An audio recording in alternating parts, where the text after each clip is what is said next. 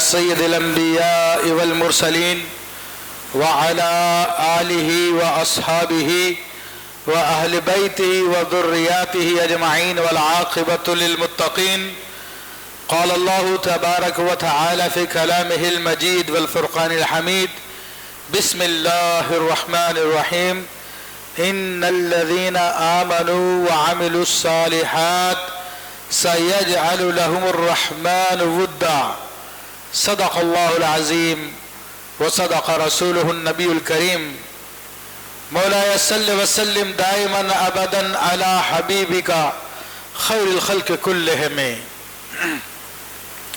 تمام حضرات ایک مرتبہ محبت سے درود پاک پڑھیے۔ اللہم صل علی سیدنا مولانا محمد وعلی آل سیدنا محمد صلاۃ و سلام علیک یا سیدی یا رسول اللہ وعلی آلک و اصحابک یا نور اللہ۔ معزز حاضرین کرام، جیسا کہ آپ تمام حضرات کے علم میں ہے کہ یہ ماہ رجب المرجب ہے اور آج اس کی 4 تاریخ ہے اور 2 دن بعد انشاءاللہ تبارک و تعالی چھٹی شریف ہوگی، یعنی رجب المرجب کی 6 تاریخ کو ہند و پاک کی اصطلاح میں چھٹی شریف کہتے ہیں اور اس کی نسبت خواجہ خواجگان سلطان الہند محبوب الہ عطا رسول صلی اللہ تعالی علیہ وسلم حضرت خواجہ معین الدین حسن چشتی سنجری اجمیری رحمۃ اللہ تعالی علیہ سے تعلق ہے اس کا کہ یہ آپ کی یوم وصال کا دن ہے اور ساری دنیا میں خواہ وہ پاکستان ہو، ہندوستان ہو، مشرق وسطیٰ ہو یا یورپ ہو یا امریکہ ہو، مسلمان الحمدللہ حضرت خواجہ خواجگان غریب نواز رحمۃ اللہ تعالی علیہ کا عرس نہایتی عقیدت و احترام کے ساتھ مناتے ہیں۔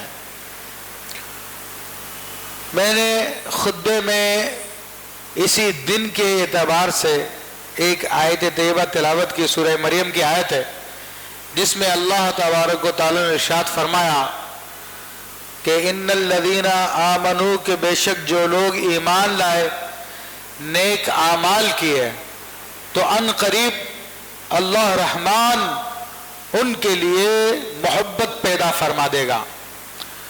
تو یہ اللہ نے اپنے اولیاء کرام کے بارے میں ارشاد فرمایا کہ جو اللہ تبارک و تعالیٰ کے اولیاء ہیں، جو ایمان احسانی کے مرتبے پہ فائز ہے، جن کے اعمال ریاکاری اور دیگر چیزوں سے خالی ہے، وہ اللہ تبارک و تعالیٰ کے خاص اولیاء ہیں اور اللہ تبارک و تعالیٰ ان کی محبت لوگوں کے دلوں میں قائم فرماتا ہے۔ اب دیکھیے، بڑے بڑے بادشاہ اس دنیا میں آتے ہیں اور چلے جاتے ہیں، بڑی بڑی جاگیریں چھوڑ جاتے ہیں، مال و دولت چھوڑ جاتے ہیں، تھوڑے عرصے ان کا ذکر رہتا ہے مگر پھر کوئی ان کو پوچھنے والا نہیں ہوتا۔ مگر اہل اللہ وہ لوگ ہیں کہ جو دنیا میں نہ تو جائیدادیں چھوڑ کر جاتے ہیں، نہ ہی اور کوئی دنیا کا ساز و سامان چھوڑتے ہیں، مگر ان کا تذکرہ اللہ تبارک و تعالیٰ باقی رکھتا ہے۔ تو انہی لوگوں میں سے ایک شخصیت حضرت خواجہ خواجگان غریب نواز کی ہے اور پوری دنیا میں ان کا عرس منایا جاتا ہے۔ عرس کا کیا معنی ہے؟ عرس، عروس لغوی معنی کے اعتبار سے دلہن کو کہتے ہیں، جیسے کہ سورہ رحمان کو کہا جاتا ہے کہ عروس القرآن ہے، قرآن کی دلہن ہے۔ سجاوٹ کو کہتے ہیں، جو سجا ہوا اس کو عرس کہتے ہیں۔ تو اولیاء کرام کے جو وصال کے دن ہوتے ہیں وہ ان کے عرس کے ایام ہوتے ہیں، ان کے سجنے کے ایام ہوتے ہیں، ان کے بننے کا ایام ہوتے ہیں، ان کے خوشی کے ایام ہوتے ہیں۔ وہ کس لیے ہوتے ہیں اس کا بھی حدیث شریف سے ثبوت موجود ہے کہ مشہور حدیث مشکاۃ شریف میں بھی ہے، حضرت ابو ہریرہ رضی اللہ تعالیٰ عنہ ارشاد فرماتے ہیں کہ نبی کریم صلی اللہ علیہ وسلم نے ارشاد فرمایا، جب بندہ مومن کو قبر میں رکھا جاتا ہے تو اس کے دائیں جانب سے اس کے زکوٰۃ آ جاتی ہے، بائیں جانب اس کا روزہ آ جاتا ہے، اس کے سر کی جانب اس کی نمازیں آ جاتی ہے، پاؤں کی جانب اس کے صدقہ، امر بالمعروف اور دیگر نیک اعمال اس کو چاروں طرف سے گھیر لیتے ہیں۔ جس طرح سے بھی عذاب اس کی طرف بڑھتا ہے، اس کے نیک اعمال اس عذاب کی راہ میں رکاوٹ بن جاتے ہیں۔ پھر اللہ کے 2 فرشتے اس کی قبر میں آتے ہیں اور آ کر اس کو بٹھا دیتے ہیں، اور وہ وقت سورج ڈھلنے کا وقت ہوتا ہے، عصر کا وقت ہوتا ہے۔ تو جیسے اللہ کے اس نیک بندے کو بٹھاتے ہیں تو وہ فوراً کہتا مجھے چھوڑو، میری نماز کا وقت ہے، مجھے نماز ادا کرنی ہے۔ ایسی محبت ان کو نمازوں سے ہوتی ہے کہ قبر میں پہنچ گئے ہیں، عالم بدل گیا، سب کچھ بدل گیا، لیکن جب نماز کا وقت دیکھا تو کسی چیز کی طرف توجہ نہیں، اللہ کی طرف توجہ کہ مجھے نماز ادا کرنی ہے۔ تو فرشتے کہتے ہیں کہ ٹھہرو، تمہیں چھوڑ دیں گے ہم، یہ تو بتاؤ کہ ہم تم سے کیا پوچھیں۔ عام آدمی کے بارے میں تو آیا کہ پوچھا جاتا ہے کہ من ربو کا، تیرا رب کون ہے، ما دینو کا، تیرا دین کیا ہے، ما کنت تقول فی حق هذا الرجل، تو محمد رسول اللہ صلی اللہ علیہ وسلم کے بارے میں کیا کہتا تھا۔ لیکن حدیث شریف میں آتا ہے کہ اللہ کے نیک بندوں سے کہا، فرشتے کہتے ہیں کیا وہ تم سے کیا پوچھے، کیونکہ ان کو پتا ہے کہ اس کا دین بھی اسلام ہے، اس کا رب بھی اللہ ہے۔ تو پھر وہ کہتا ہے کہ کیا پوچھنا تمہیں، تو وہ نبی علیہ الصلوۃ والسلام کی طرف اشارہ کرتے ہیں۔ ان کو یہ بھی پتا ہے فرشتوں کو کہ یہ حضور علیہ الصلوۃ والسلام کا عقیدت مند، حضور کا سچا غلام ہے، یہ حضور سے محبت کرنے والا، ان پہ صلوۃ والسلام پڑھنے والا ہے، ان کے عشق و محبت میں نعتیں سننے والا ہے، لیکن پھر بھی پوچھتے ہیں۔ تو وہ اصل میں حضور کی زیارت کرانا مقصود ہوتی ہے، تو وہ حضور کی زیارت بھی کرائی جاتی ہے۔ تو وہ کہتا ہے میں گواہی دیتا ہوں اللہ کے سوا کوئی معبود نہیں ہے، اور محمد صلی اللہ علیہ وسلم اللہ کے رسول ہے صلی اللہ علیہ وسلم۔ تو فرشتے اس کو پھر چھوڑ کے چلے جاتے ہیں۔ پھر اس کی قبر کو حد نگاہ وسیع کر، پھر جنت کا تذکرہ ہے۔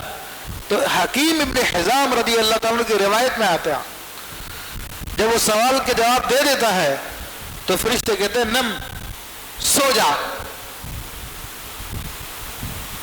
فَيَنَامُ كَنَوْمَةِ الْعُرُوسِ، تو حدیث میں آیا کہ پھر وہ ایسے سو جاتا ہے جس طرح کی دلہن سوتی ہے۔ اَيْ لَا يُوْخِذُ إِلَّا أَحَبُّ أَهْلِهِ، یعنی وہ سونا غفلت کا سونا نہیں ہے۔ کہیں سمجھے کہ جناب اولیاء کرام تو مزاروں میں سوئے میں، لوگوں ان کو کیا پتا کہ کون ان کے مزار پہ آیا، کون مزار پہ نہیں آیا۔ تو جو شادی شدہ اس کو معلوم ہے کہ دلہن سوتی نہیں ہے، وہ آنکھیں بند کر کے اپنے محبوب کا انتظار کرتی ہے، دلہا کا انتظار کرتی ہے۔ تو ایسے اللہ کے ولی سوتے نہیں ہیں بلکہ اپنے رب کی زیارت کا انتظار کرتے ہیں۔ تو وہ ان کو اس دن کہا جاتا ہے کہ دلہن کی نیند سو جا۔ تو ان کا جو وصال کا دن ہوتا ہے وہ ان کے عرس کا دن ہوتا ہے۔ اس لیے پوری دنیا میں مسلمان عقیدت و احترام کے ساتھ اولیاء کرام کے آراس مناتے ہیں۔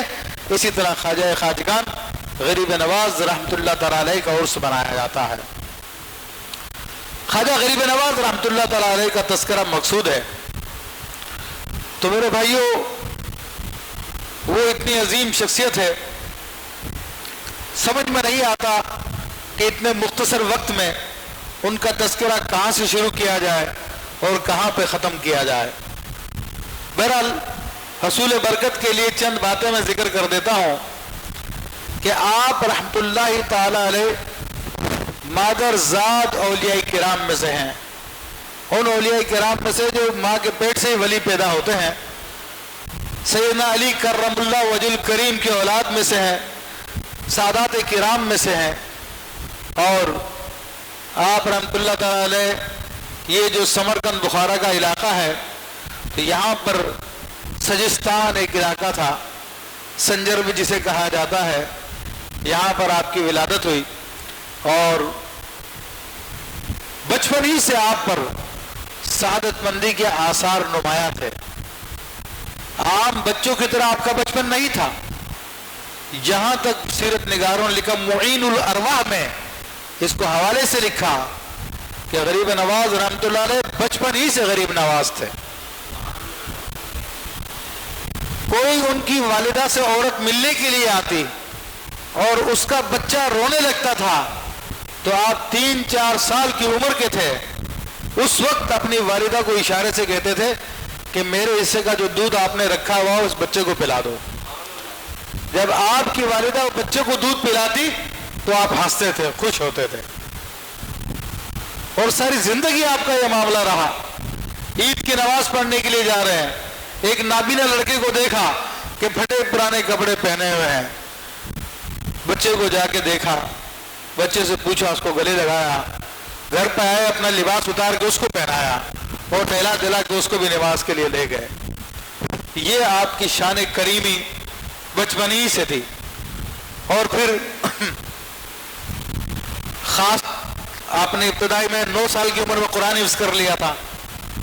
پھر ابتدائی تعلیمات اپنے گھر پہ حاصل کی. چونکہ آپ اللہ کے خاص بندوں میں سے تھے، عام لڑکوں کی طرح نہیں تھے، تو آپ کی پرورش اپنے گھر پہ ہوتی رہی. 14-15 سال کی عمر میں آپ کے والد کا وصال ہو گیا تو آپ کو وراثت میں ایک پن چکی اور ایک باغ ملا تھا. باغ میں آپ باغبانی کیا کرتے تھے.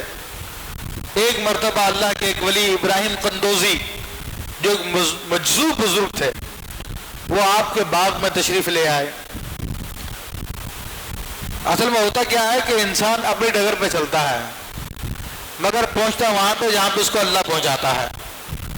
تو زندگی میں ٹرننگ پوائنٹ آتے ہیں. تو حضرت خواجہ غریب نواز رحمۃ اللہ علیہ کا یہ ٹرننگ پوائنٹ ہے جہاں سے آپ کی زندگی کا رخ اس طرف کر دیا گیا جس کے لیے آپ کو پیدا کیا گیا تھا. تو ابراہیم قندوزی جب آئے تو آپ اللہ کے نیک بندوں سے بڑی محبت کرتے تھے، لوگوں کو کھلا کر پلا کر آپ خوش ہوا کرتے تھے. تو ان کو احترام سے بٹھا کر ان کو انگور کے خوشے کھلائے. اس پر وہ مجذوب بزرگ بڑے خوش ہوئے اور انہوں نے کہا کہ بچے ہم بھی تجھے کھلاتے ہیں. اپنے بغل سے کھلی کا ایک ٹکڑا جو جانور کھاتے ہیں، بھینسیں کھاتی ہیں کھل، وہ نکالا، اپنے دانتوں سے کاٹا اور دے کر آپ کو دیا، بیٹا کھا لو. آپ نے کھایا تو آپ کے دل کی دنیا بدل گئی. اور پھر آپ نے اپنا باغ، اپنا پنچکی اونے پونے داموں بیچا اور اپنا سارا مال اللہ کی راہ میں فقیروں میں خیرات کر دیا اور خود حصول علم کے لیے نکل پڑے. چند سالوں کے اندر آپ نے علوم ظاہری کی تکمیل کر لی. زبردست عالم ہو گئے اپنے زمانے کے، اور بڑے بڑے علماء سے آپ نے علم دین حاصل کیا، کیونکہ اس زمانے میں سمرقند بخارا اسلامی علوم کے مراکز تھے. اس کے بعد پھر آپ رحمۃ اللہ تعالی علیہ نے حضرت عثمان ہرونی رحمۃ اللہ علیہ سے بیعت کی. عثمان ہرونی اپنے زمانے کے بڑے عظیم بزرگوں میں سے ہیں، بڑے با کرامت بزرگوں میں سے ہیں. الحمدللہ ان کی کرامات پہ پوری کی پوری کتابیں ہیں، ان کی تفسیر موجود ہے. حضرت خواجہ خواجگان غریب نواز رحمۃ اللہ تعالی علیہ کو بیعت کرنے سے پہلے یا بیعت کرتے ہی آپ کو اپنی 2 انگلیوں کے درمیان میں فرمایا کہ اوپر دیکھو تو 18,000 عالمین کی سیر کرا دی تھی، اور فرمایا کہ نیچے دیکھو تو تحت الثری تک دکھا دیا تھا آپ کو. تو یہ وہ اتنے عظیم بزرگ تھے. تو غریب نواز رحمۃ اللہ تعالی علیہ اپنے پیر و مرشد کی خدمت کرتے رہے. پھر آپ کے پیر و مرشد آپ کو بیت اللہ شریف لے گئے حج کے لیے، اور وہاں پر جا کر اللہ تعالیٰ کی بارگاہ میں عرض کی، اے اللہ تو اپنے اس بندے کو قبول فرما لے. تو غیب سے ندا آئی کہ ہم نے قبول کیا. پھر نبی علیہ الصلوۃ والسلام کی بارگاہ میں لے کر حاضر ہوئے. سرکار دو عالم صلی اللہ علیہ وسلم کی بارگاہ میں فرمایا، پیر صاحب نے کہ بیٹا سلام پیش کرو. انہوں نے سلام کیا، السلام علیکم یا ایھا النبی، جو بھی الفاظ تھے.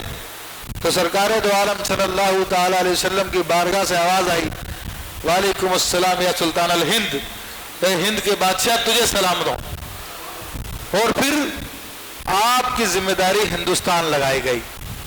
کہ جاؤ جا کے ہندوستان کو سنوارو، وہاں پر اسلام کے نور کو عام کرو، اسلام کی تعلیمات کو عام کرو۔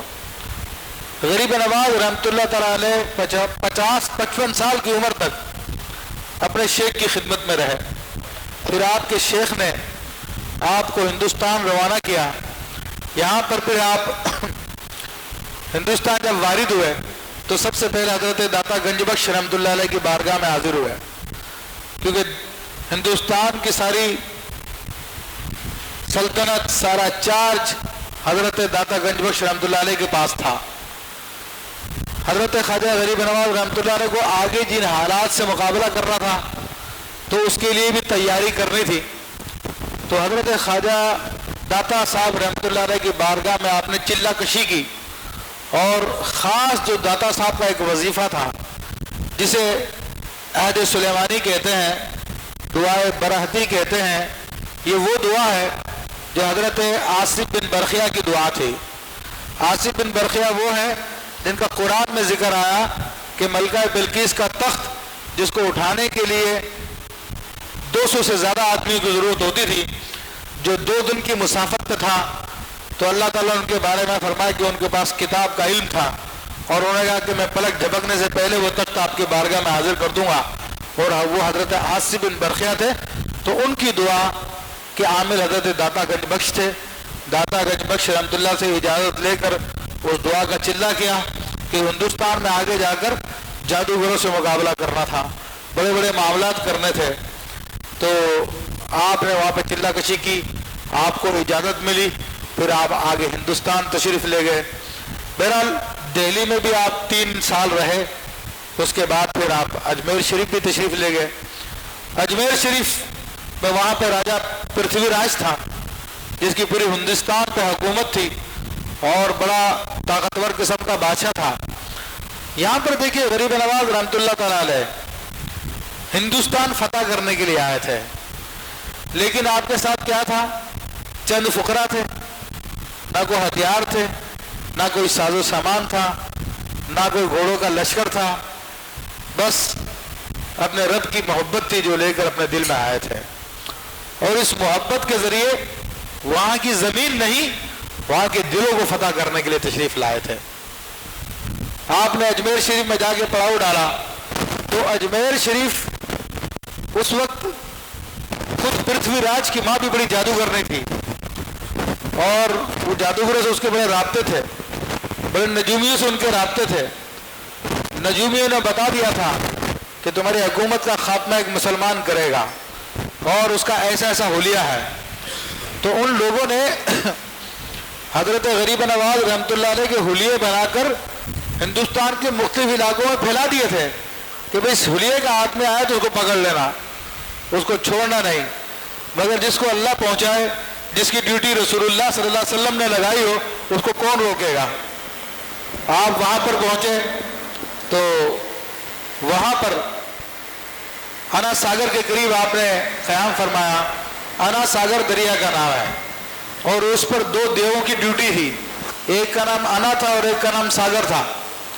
تو حضرت غریب نواز رحمۃ اللہ تعالیٰ علیہ نے ان دونوں دیووں کو بھی قید کیا، اور پھر آپ کی راہ میں جتنی رکاوٹیں آئیں آپ نے سب کو فیس کیا۔ آپ رحمۃ اللہ علیہ کے اس وقت بہت کرامات ہیں وہاں پر، لیکن اتنا ٹائم نہیں کہ وہ ساری کی ساری کرامات بیان کی جائیں۔ المختصر یہ کہ پرتھوی راج کے سارے چال بازیاں ناکام ہو گئی، اور آپ محبت کے ساتھ دین کی تبلیغ فرماتے رہے، لوگوں کے دلوں کو فتح فرماتے رہے، کیونکہ اسلام انسانیت کا سبق دیتا ہے، اور اصل انسانیت کیا ہے؟ وہ انسانیت سے محبت کرنا ہے، اور محبت کی دلیل کیا ہے کہ آدمی کسی کو دوسرے کو نقصان میں دیکھے تو اس کو نقصان سے بچا لے۔ تو اسلامی نظریات کے مطابق کفر سب سے بڑا نقصان ہے جو انسان کو ہمیشہ کی ناکامی میں لے جاتا ہے، جو ہمیشہ کے لیے جہنم کی آگ میں دھکیل دیتا ہے۔ تو حضرت غریب نواز رحمۃ اللہ علیہ انسان دوست تھے، اب وہ انسان چاہے کافر ہو، چاہے غیر مسلم ہو، چاہے مسلمان ہو، وہ سب کے سب انسان کی کیٹیگری میں داخل ہے، اور اسلام سب سے محبت کا درس دیتا ہے، اس کا کفر اپنی جگہ پر ہے، اس کی بے ایمانی اپنی جگہ پر ہے، لیکن وہ انسان ہونے کے اعتبار سے اللہ کا بندہ ہے، اللہ کی مخلوق ہے، اس کا کفر اس کی بیماری کی حیثیت رکھتا ہے۔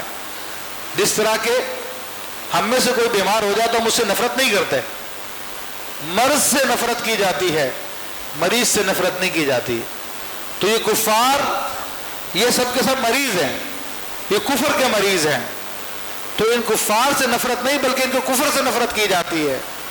تو حضرت خواجہ غریب نواز رحمۃ اللہ تعالی علیہ نے اسی فلسفے پہ عمل کیا، جو بھی آپ کی خدمت میں آتا تھا آپ اس سے محبت کا سلوک کرتے تھے اور پھر توجہ باطنی دیتے تھے، اس نبی علیہ الصلوۃ والسلام کی سنتوں پہ عمل کرتے تھے، تو لوگ پھر آپ سے مسخر ہو جاتے تھے اور آپ کا دین قبول کر لیا کرتے تھے۔ اس حوالے سے بڑے واقعات ہیں، لیکن چونکہ میں نے بتایا کہ وقت نہیں ہے، بالآخر ایک موقع ایسا بھی آیا کہ پرتھوی راج نے آپ کو ناکام کرنے کے لیے بڑے ہتھ کنڈے استعمال کیے اور یہاں تک کہا جہاں پر آپ بیٹھے تھے تو راجا کے اونٹ بٹھانے کی جگہ تھی، تو کسی پیغام کلوایا کہ آپ اس جگہ کو خالی کر دیں۔ تو حضرت غریب نواز رحمۃ اللہ نے فرمایا کہ ٹھیک ہے میں خالی کر دیتا ہوں، مگر اب یہاں کے راجا کے اونٹ ہی بیٹھیں گے۔ آپ یہ کہہ کے چلے گئے، اونٹوں کو وہاں پہ بٹھا دیا گیا۔ اب جب اونٹوں کو اٹھانے لگے تو کوئی اونٹ اٹھنے کے لیے تیار ہی نہیں ہے، بڑا مار لیا پیٹ لیا لیکن کوئی اونٹ اٹھ ہی نہیں رہا۔ یہ غریب نواز کی زبان سے نکل گیا تھا کہ اب یہاں پر اونٹ ہی بیٹھیں گے۔ تو آگے پھر معافی تلافی کی لوگوں نے، آپ نے پھر معاف کیا تو اونٹ پھر کھڑے ہوئے اس جگہ سے۔ انا ساگر سے پانی لینے کے لیے یہ تالاب سے، تو لوگوں نے منع کیا تم ملیچ ہو، تم ناپاک ہو، تم ہمارا پانی خراب کر دو گے، تم مسلمان ہو، کیونکہ ہندو مت کے مطابق دنیا کے سارے لوگ ناپاک ہیں، منو سے سارے کے سارے۔ خود ان کے اپنے مذہب میں اتنی ذات و پات کی تفریق ہے کہ ان کے یہاں پر نچلے درجے کا جو جسے ملیچ کہتے ہیں، شودر کہتے ہیں، وہ بھی ان کے یہاں پر ناپاک تصور کیا جاتا ہے اور اس کے ساتھ بہت برا سلوک کیا جاتا ہے، یہاں تک کہ اس کو اس بات کا بھی رائٹ نہیں ہے کہ وہ ان کی مقدس کتابیں جو ہندو مذہب کی ہیں، وید وغیرہ، ان کی تلاوت کو سن سکے، ان کو سن سکے۔ وہ تلاوت کا لفظ تخیر قرآن مجید کے ساتھ ہے، تو اگر کوئی ان کی ویدوں کے الفاظ کو سن لے تو اس کی سزا اس کے کانوں میں پگھلا ہوا سیسا ڈالا جائے۔ تو اس قدر ان کے یہاں پہ ذات پات کی تقسیم تھی۔ حضرت غریب نواز کو مرید کو منع کیا کہ تم پانی مت لو، پانی کو ناپاک کر دو گے۔ غریب نواز رحمۃ اللہ علیہ نے اپنے ایک مرید کو ایک چھاگل دی، جو چمڑے کی وہ بوتل تھی جس میں پانی بھرتے، چھوٹا مشکیزہ کہہ لیجیے، اور اس پر آپ نے دم کر دیا، کہا جاؤ پانی بھر کے لے کے آؤ۔ وہ جیسے تیسے اس نے پانی بھرا، پورا آنا ساگر خالی ہو کر اس چھاگل میں آ گیا، پورا آنا ساگر خالی ہو گیا اور سارا پانی اٹھا کے وہ لیا۔ ابھی کرامت ہے کہ اتنی سی چھاگل میں پورا آنا ساگر آ گیا اور پورا آنا ساگر کو ایک آدمی نے اٹھا بھی لیا اور آگے واپس آ گیا۔ اب تو ان کو پانی کے لالے پڑ گئے، اب تو بڑے پریشان ہو گئے، وہ معافی تلافی کی، تو آپ کا مقصد تو ان کو سزا دینا نہیں تھا، ان کو حق کی راہ دکھانی تھی۔ آپ نے پھر پانی واپس ڈلوا دیا۔ پھر پرتھوی راج نے آخری ہتھ کنڈا استعمال کیا، اس نے کہا کہ یہ بہت بڑا جادوگر ہے معاذ اللہ، جو ایسے ایسے کام کر کے دکھا دیتا ہے، تو ہمارے پاس کون سے کم جادوگر ہے، ہم بھی اپنے جادوگروں کو لے آتے ہیں مقابلے پر۔ تو انہوں نے اپنے جادوگر کو تیار کیا اور تیار کرنے کے بعد جتنے بھی اس وقت مسلمان ہوئے تھے غریب نواز رحمۃ اللہ علیہ کے ہاتھ پہ، ان سب کو سزا دینے کے لیے جادوگر جمع ہو کر آ گئے۔ حضرت غریب نواز رحمۃ اللہ علیہ نے ان کو دیکھا تو لوگ گھبرا گئے کہ ہاں یہ جادوگر پتہ نہیں اب کیا کریں گے۔ تو آپ رحمۃ اللہ علیہ نے لوگوں کے گرد دائرہ کھینچ دیا اور کہا کہ دائرے سے باہر مت نکلنا۔ اس کے بعد جادوگروں نے رسیاں لی اور پڑھ کے دم کر کے چھوڑا تو وہ سانپ بن گئی اور سانپ بن کے جو ہے لوگوں کی طرف آنا شروع ہوئی، لیکن وہ دائرے کے قریب آ کے سب کے سب ختم ہو گئے۔ یہاں تک کہ انہوں نے مختلف کرتب دکھائے، لیکن غریب نواز رحمۃ اللہ علیہ کے سامنے سارے کرتب بیکار گئے۔ پھر ان کا سردار اجے پال جوگی وہ آیا اور اس نے آ کے اپنی وہ ہرن کی کھال تھی اس کو پھینکا، وہ ہوا محلہ کوئی جمپ لگا کے وہ اس پہ بیٹھ گیا اور وہ پھر کھال اس کو لے کے ہوا میں اڑنے لگی اڑن قالین کی طرح. اس پہ لوگ بڑے گھبرا گئے کہ اب یہ نہ جانے اوپر جا کے کیا آفت نازل کرے گا. لیکن بہرحال غریب نواز رحمۃ اللہ علیہ نے اپنی کھڑاؤں کو حکم دیا جاؤ اس کو لے کر آؤ. تو آپ کی جوتیاں جو لکڑی کی تھی وہ گئی اڑتی اوپر، اس کے جا کے سر پہ تڑ تڑ پڑنے لگی تو وہ مجبور ہو کے نیچے آ گیا اور آ کر آپ سے معافی مانگنے لگا. وہ خود اجے پال جوگی پھر مسلمان ہو گیا. یہ جادوگروں کا سارا معاملہ بھی اس کا ناکام ہو گیا. تو بہرحال وہ جب اپنی شرارتوں سے باز نہیں آیا تو پھر آپ نے فرمایا کہ ہم نے تجھے وہ مسلمانوں کا ایک بادشاہ، اس کا نام میرے ذہن میں نہیں آ رہا اس وقت، غوری کے حوالے کیا یا تو ہم نے تجھے غوری کے حوالے کیا. بہرحال غوری نے حملہ کیا تو اس کو گرفتار کر لیا اور اس کی سلطنت ختم ہو گئی. اس طرح سے الحمدللہ پھر اسلام کا پیغام بڑی تیزی کے ساتھ پھیلا اور حضرت غریب نواز رحمۃ اللہ تعالی علیہ نے نہ صرف عام لوگوں کی تربیت کی بلکہ عام لوگوں میں سے چن کر آپ نے خاص لوگ بھی پیدا کیے. آپ کے ویسے تو بہت خلفاء ہیں لیکن ان میں خاص طور پر حضرت قطب الدین بختار کاکی رحمۃ اللہ تعالیٰ علیہ بڑی عظیم شخصیت ہیں. خود آپ کے بیٹے بھی آپ کے خلفاء ہوئے اور بھی بہت لوگ آپ کے خلفاء ہوئے، لیکن سجادہ نشینی آپ نے حضرت قطب الدین بختار کاکی رحمۃ اللہ تعالیٰ کو عطا فرمائی. قطب الدین بختار کاکی رحمۃ اللہ نے یہ بھی بڑے عظیم بزرگ گزرے ہیں. اور پھر ان کے مریدین میں حضرت فرید الدین مسعود گنج شکر رحمۃ اللہ تعالیٰ علیہ ہیں. گنج شکر رحمۃ اللہ تعالیٰ علیہ نے بڑی ریاضتیں کی، بڑی عبادتیں کی.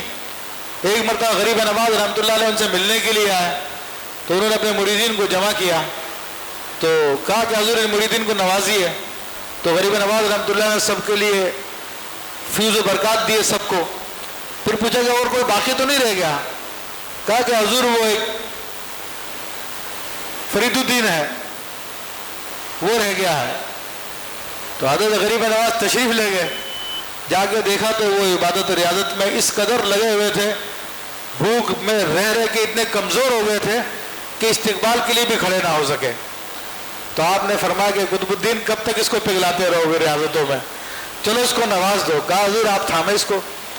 حضرت غریب نواز نے ایک ہاتھ تھاما، دوسرا ہاتھ قطب الدین بختار کاکی نے تھاما. غریب نواز نے عرض کیا اے اللہ تو اس میرے مرید کو قبول کر لے. حق کی طرف سے آواز آئی، ہم نے قبول کیا. پھر حضرت بابا فرید الدین مسعود گنج شکر رحمۃ اللہ علیہ کے ان کے بارے میں آتا کہ ان کے 36,000 خلفاء تھے، جن میں کچھ انسانوں میں سے تھے، جنات میں سے تھے، پانیوں میں، ہواؤں میں. اور ان میں جو انسانوں میں جو خلفاء ہوئے ان میں دو بہت مشہور ہیں، حضرت خواجہ نظام الدین اولیاء رحمۃ اللہ تعالیٰ علیہ اور حضرت بابا صابر کلیری مخدوم صابر علی احمد صابر کلیری رحمۃ اللہ تعالیٰ علیہ بہت مشہور ہوئے. پھر یہ سلسلہ آگے چلتا ہے، الحمدللہ آج تک چلا آ رہا ہے سلسلہ. تو بزرگان دین کے فیض کا سلسلہ جاری و ساری ہے اور پورے ہندوستان والوں کی گردنوں پر حضرت خواجہ خواجگان غریب نواز رحمۃ اللہ علیہ کا احسان جاری و ساری ہے. اور ان کا یہ احسان صرف اس زمانے تک نہیں تھا بلکہ آج بھی ان کے فیوز و برکات جاری ہے. مختلف مذاہب کے لوگ آپ کی کرامتیں بیان کرتے ہیں اور آج بھی جس کو آپ کی بارگاہ سے فیض لینا ہوتا ہے آپ کی بارگاہ میں حاضر ہوتا ہے. لوگ بے پناہ عقیدت رکھتے ہیں. بہت واقعات ہیں کتابوں میں، غیر مسلموں کے واقعات ہیں، انگریزوں کے واقعات ہیں آپ سے عقیدت کے. لیکن حال ہی کے 2 واقعات بتا کے میں عرض کرتا ہوں، بات کو ختم کرتا ہوں. آپ ہی کے سلسلے کے بزرگ ہیں حضرت آگرہ میں ان کا مزار ہے، نام سلیم ہے ان کا، پورا نام میرے ذہن میں نہیں آ رہا. ان بزرگ کی خاص بات یہ چشتی سلسلے کے بزرگ ہیں. تو وہ ان کے مزار پہ اگر کوئی بے اولاد آدمی جاتا ہے تو اس کو اولاد ہو جاتی ہے. पिछले दिनों तकरीबन आज से 5-7 साल पहले की बात है, जंग अखबार की न्यूज़ मैंने पढ़ी थी कि फ्रांस की शहजादी थी, उसको औलाद नहीं हो रही थी। वो बाकायदा वहाँ से अपने मियाँ के साथ या फ्रांस के सदर के साथ हिंदुस्तान आई, आगरे में आए और बाकायदा वहाँ से नंगे पैर चलते हुए हज़रत ख्वाजा सलीम रहमतुल्लाह अलैह के मज़ार पर हाज़िरी दी और दुआ की औलाद के लिए।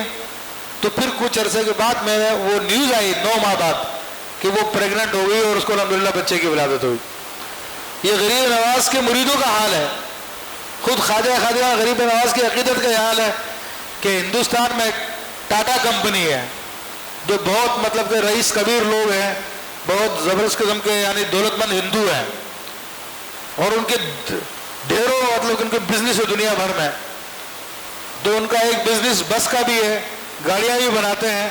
तो उन लोगों ने जब अपनी नई बस लॉन्च की तो नई बस लॉन्च करने से रोड पे लाने से पहले सबसे पहले गरीब नवाज के मज़ार पे उसको हाजिरी कराई, उसके बाद फिर उसको रोड पे लेके आए। अल्लाह अकबर।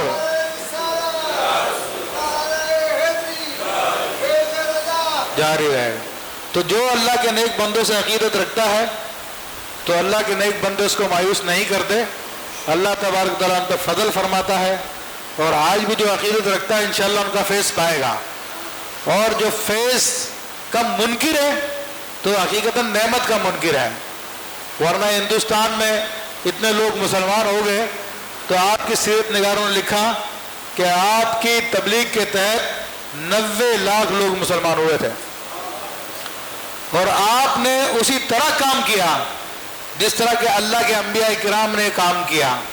लेकिन ये कि नबी अलैहिस्सलाम के बाद नबूवत ख़त्म हो गई और फिर अंबिया का जो वर्सा है वो हकीकतन ये औलिया किराम है जो अंबिया के वारिसीन हैं। अल्लाह तबारक व तआला हमें उनके फैज़ व बरकत अता फरमाए और उनकी सीरत मुबारक में चलने की तौफीक अता फरमाए। आमीन बिजाह नबी आमीन।